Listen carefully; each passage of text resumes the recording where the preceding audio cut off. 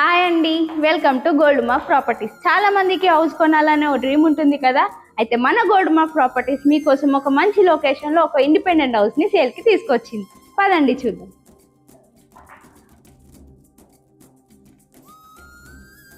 House facing వచ్చేసి west ఫేసింగ్లో ఉంటుంది.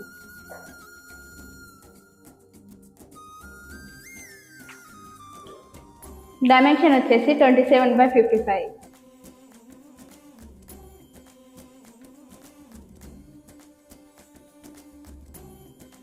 ఓనర్ చెప్పే ప్రైస్ 1,55 lakhs. నెగోషియబుల్ కూడా ఉంటుంది.